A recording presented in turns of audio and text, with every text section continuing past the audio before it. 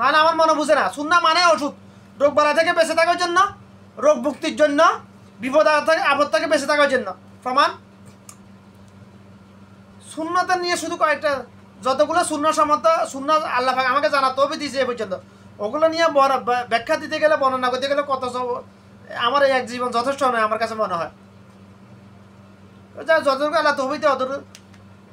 ঘর থেকে বের হওয়ার সময় কয়েকটা সুন্নাহসম্মত আমল আছে। বিসমিল্লাহি তাওয়াক্কালতু আলাল্লাহি, আউযু বিল্লাহি মিনাশ শাইতানির রাজিম, লা হাওলা ওয়ালা কুওয়াতা ইল্লা বিল্লাহ, আউযু বিল্লাহি মিনাশ শাইতানির রাজিম। তারপর আয়াতুল কুরসি পড়া। এগুলো যে ঘর থেকে বের হওয়ার সময় সুন্নাত। ওই যে আমি ফতে বলি সুন্নাহ মানে ওষুধ, রোগ বালা থেকে বেঁচে থাকার জন্য, রোগ মুক্তির জন্য, বিপদ আপদ থেকে বেঁচে থাকার জন্য। আর রাসূল সাল্লাল্লাহু আলাইহি ওয়াসাল্লাম অন্য হাদিসে বলেছেন, আমার কোনো উম্মত যদি ঘর থেকে বের হওয়ার সময় এই আমল করে বের হয়, আয়াতুল কুরসি পড়ে বের হয়, বিসমিল্লাহি তাওয়াক্কালতু আলাল্লাহি, পরম করুণাময় অসীম দয়াময় আল্লাহর নামে, আল্লাহর উপর ভরসা করে ঘর থেকে বের হলাম, আল্লাহর উপর তাওয়াক্কুল করে ঘর থেকে বের হলাম, আউযু বিল্লাহি মিনাশ শাইতানির রাজিম, আল্লাহ তুমি আমাকে বিতাড়িত শয়তানের কাছ থেকে হেফাজত করো, লা হাওলা ওয়ালা কুওয়াতা ইল্লা বিল্লাহ। যদি তুমি না চাও তাহলে জিন শয়তান মানুষ শয়তানের ক্ষমতা না আমার অনিষ্ট করার জন্য। এগুলা এই আমলগুলো করে যদি কেউ বের হয়, ঘর থেকে বের হয়, তার আকস্মিক হঠাৎ কোনো তার বিপদ হবে না, তার হঠাৎ কোনো বিপদ হবে না। এটা এটা অনেক হঠাৎ বিপদ অনেক প্রকারের। এটা এটা এটা ব্যাখ্যা দিতে গেলে অনেক সময় লাগে, এটা গেলাম না। সুন্নাতের ফজিলতটা আমি, এটা হচ্ছে সুন্নাতের ফজিলত। ফজিলত মানে নগদ পাওয়া যায়, যেটা ফজিলতের নেকি পাওয়া যাবে শুধুমাত্র যেমন হাসার আলা মিজানে।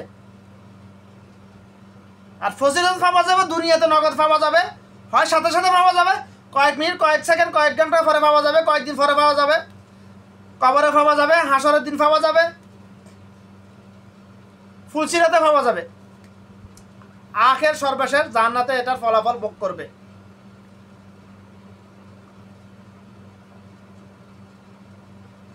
এখন আমরা সুন্নাহ, কিন্তু আমরা মুসলমান দাবি করি, আমরা সবাই মুখের আছে আমি আমি আমি মুসলমান, আমার মা মুসলমান, বাপ মুসলমান, দাদা মুসলমান, দাদা মুসলমান, আমি মুসলমান না তো কে? আমাদের মুসলমানদের ধারণা হচ্ছে এটা, মুসলমানের ঘরে জন্ম নেয় আদম সন্তানগুলো ধারণা হচ্ছে এটা। আরে আমার ইমান তো রহস্য মিটি ডালা করে দেওয়া হয়েছে, ইমান কেন যায়, আবার ইমান কেন ভাঙ্গে। কিন্তু আর রাসূল সাল্লাল্লাহু আলাইহি ওয়াসাল্লাম তো বলে গেছেন, আমার উম্মত সকালে মুমিন, রাত্রে কাফের, রাত্রে মুমিন, সকালে কাফের। কেমনে বুঝে আসে না যে আমরা দৈনন্দিন যে কথাবার্তা বলি, কথার মধ্যে আমাদের ঘরে ইমান চলে গেছে, এটা আমরা জানি না। যারা কালামাল্লা আলেম না জাহেল, তারা বুঝে না, জানে না কথা ইমান চলে গেছে। এই যে ঘর থেকে বের হলে ঠুন্ডা হিসাবে দেখলে যাত্রা বনবে না, ইমান চলে গেল ভাই। পরীক্ষা যাওয়ার সময় আন্ডা খাইলে আন্ডা খাইবে। আরে জীবনে এসএসসি পরীক্ষার সময় কত আন্ডা খাইছি আমি, আমি তো আন্ডা খাইলাম, আমি তো এই মাইনাস পাইছি, 0.5 জন্য এই পাই নাই আমি। ঘর থেকে বের হওয়ার সময় খালি কলস দেখলে যাত্রা বনবে না, ইমান চলে গেছে, ইমান শিরিক। এটা ঘর থেকে বের হওয়ার সময় বিধবা মহিলা রায় মান্যলা দেখলে যাত্রা বনবে না, শিরিক। শিরিকের লিস্টি বানাতে গেলে কত কত বড় লিস্টি হবে এটা আমি জানি না, এখন জানাই নাই, লিস্টি বানানোর সময় পাই না তো। সবগুলো শিরিক, এগুলা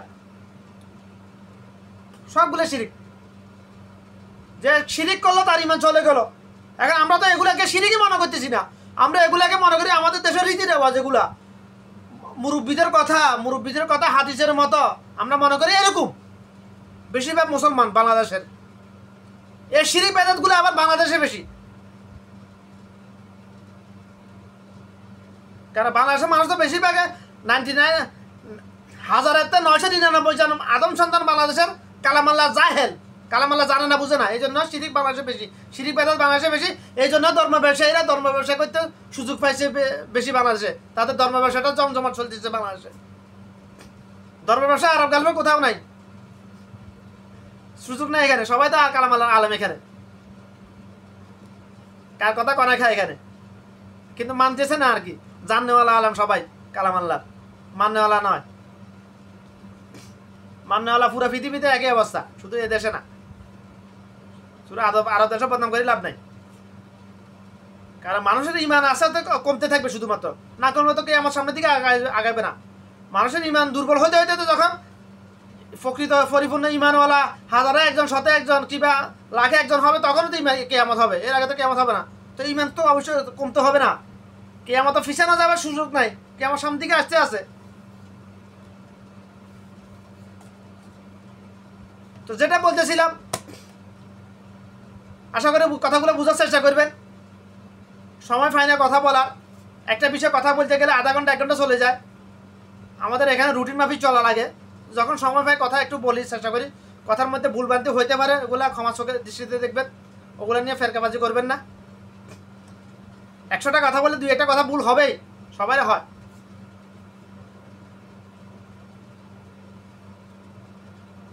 তো কিন্তু আরেকটা কথা হলো, কথা আমি ততটুকু ওইভাবে ততটুকু বলতে পারবো যতটুকু আল্লাহ ভাই আমাকে বলা তৌফিক দিয়ে, ততটুকু বলতে পারি। ওইভাবে কথা বলি যেভাবে আল্লাহ ভাই আমাকে বলা তৌফিক দিয়ে। আমাকে যতটুকু যখন যেভাবে হেকমাতে যেরকম হেকমা দান করে আল্লাহ, ওইভাবে আমি কথা বলতে পারি। এখানে আমার কিছু করার নাই তো ভাই, কিছু করার নাই তো। কারণ আমাকে তো আল্লাহ ভাই সরাসরি ফেরেশতা ফাটাই নিয়ন্ত্রণ করতেছে না নবী রাসূলদের মতো। আমি সাধারণ একটা মানুষ, নগণ্য একটা বান্দা। তো আল্লাহ যখন যতটুকু বলার এলেম দান করে, হেকমা দান করে, ওইটা ততটুকু বলার চেষ্টা করি, এতটুকুই। কেন? আমার একটা ভালো কথা যদি কেউ শুনে, যদি আমল করে, সে তারটা পাবে, আমিও তো পাবো, পেনশন পাবো আমি ইনশাল্লাহ। এই জন্য এই আশায় কথা বলি আমি, অন্য কোনো দুনিয়াবি কোনো উদ্দেশ্য নয়, আশায় নয়। আমার ভিডিওগুলো কতজনে দেখবে, কতজনে লাইক করলে, এগুলো আমার দেখিও না, এগুলো আমি করি না। আমার কথাগুলো যদি সুন্নাহসম্মত হয়, আমার কোনো এক দিনী ভাই বোন যদি কথাগুলো আমল করে, আমি যে কথাগুলো বলি তা এমন না যে শুধু আমি জানি আর কেউ জানে না, না সবাই জানে ভাই। আমার থেকে আরো বেশি জাননেওয়ালা আছে, কিন্তু মাননেওয়ালা কম। আমি কথা বলার উদ্দেশ্য হলো আমি কথাগুলো স্মরণ করে দিতেছি মানুষকে। সবাই জানে, মানুষকে বুলিয়ে রাখে শয়তান। আজকে আমি আপনাদের সামনে বাংলা কথা বলেছি, আমি এই কথাগুলা, এই দাওয়াতগুলো আমি আরবিদেরকে দিই, বেশিরভাগ ওমানিদেরকে। বিগত 5-7 বছর ধরে দিয়ে আসছি। 7 বছর মানে বিগত 5 থেকে 6 বছর ধরে আমি এই কথাগুলো আর এই দাওয়াতগুলো আরবিদের কাছে দিয়ে আসতেছি। বলে কেন তো হাতের আগে তো তুমি কম বুঝে না? এরা আমার থেকে বেশি বুঝে, ঠিক আছে। ওরা তো জন্মসূত্রে কালাম আল্লাহ আলেম, কিন্তু সবাই ভুলে রয়েছে। সবাই দুনিয়ার মধ্যে ঢুকে গেছে, সবাইকে আল্লাহ ভুলিয়ে রাখছে। আমি কথাগুলো বলার উদ্দেশ্য হলো, আমি যখন কথা বলি, ওদের কথাগুলো স্মরণে আসে। ওরা ওই সময় হইলো কিছু কথা আমল করে, ওই সময় হইলো একবার হইলে সুবহানাল্লাহ বলে। আমার কথা শুনে যদি কেউ একবার আমার কোনো দিনই ভাই যদি একবার সুবহানাল্লাহ বলে, তাহলে ওটার বিনিময় একবার সুবহানাল্লাহ বললে জান্নাতে তার জন্য এমন এত বড় একটা গাছ লাগানো হবে, দুনিয়ার সবচেয়ে দ্রুতগামী ঘোড়া 500 বছর দৌড়াইয়া ওই গাছের ছায়া অতিক্রম করতে পারবে না। হাদিস সহিহ। ওটা শুধু গাছ না, হ্যাঁ ভাই। সুবহানাল্লাহর ওজন কতটুকু হবে, একবার লা ইলাহা ইল্লাল্লাহ বললে এটার ওজন কতটুকু হবে, এই আলেম দুনিয়ার কারণে। একবার আস্তাগফিরুল্লাহ বলে, একবার লা হাওলা ওয়ালা কুওয়াতা ইল্লা বিল্লাহ বললে, এটা জান্নাতের ধনভাণ্ডার বলা হয়েছে এটাকে, লা হাওলা ওয়ালা কুওয়াতা ইল্লা বিল্লাহ। একবার আলহামদুলিল্লাহ বললে মিজানে সবচেয়ে ভারী হবে আলহামদুলিল্লাহ শব্দটি। একবার লা ইলাহা ইল্লাল্লাহ বললে, একবার সুবহানাল্লাহি ওয়া বিহামদিহি সুবহানাল্লাহিল আযীম। বুখারী শরীফের সর্বশেষ হাদিস এটা, একেবারে শেষ হাদিস। যে একবার এই কালিমাটা পাঠ করলো, আসমান জমিন, মানে জমিন থেকে আসমান পর্যন্ত পুরো দুনিয়াকে নেকি দিয়ে বরার করে দিয়ে তার আমলনামে তুলে দেওয়া হবে। সহিহ হাদিস। আস্তাগফিরুল্লাহ আস্তাগফিরুল্লাহ আস্তাগফিরুল্লাহ। ইমাম আহমদ ইবনে হাম্বলের জীবন কাহিনীতে একটা ঘটনা আছে। আস্তাগফিরুল্লাহ বলার ফজিলতে এক যুবক, তাকে আল্লাহ মুস্তাজাবুদ দাওয়া বানিয়ে দিয়েছে, অর্থাৎ সে দোয়া করলে কবুল হয়ে যেত। লম্বা ঘটনা এটা, ওদিকে গেলাম না। লা হাওলা ওয়ালা কুওয়াতা ইল্লা বিল্লাহ। রাসূল সাল্লাল্লাহু আলাইহি ওয়াসাল্লাম এটাকে লা হাওলা ওয়ালা কুওয়াতা ইল্লা বিল্লাহ, এটাকে জান্নাতের ধনভাণ্ডার বলেছেন। এখন জান্নাতের ধনভাণ্ডার বলেছেন, যে জান্নাতের একটা ইট বিক্রি দুনিয়াকে কত হাজারবার বিক্রি করে জান্নাতের একটা ইটের মূল্য হবে না, ওই জান্নাতের ধনভাণ্ডার বলা হয়েছে। তাহলে এটার ওজন কতটুকু হবে আল্লাহ আলেম, আল্লাহ ভালো জানে। হয়তো আমার সারা জীবনের পাপ, শিরিক ব্যতীত, মানুষের হক ব্যতীত যত পাপ আছে সারা জীবনের পাপ এক পাল্লায় দিলে হয়তো এই শব্দটার ওজন আরও বেশি হইতে পারে ইনশাল্লাহ, যদি আল্লাহ চায়।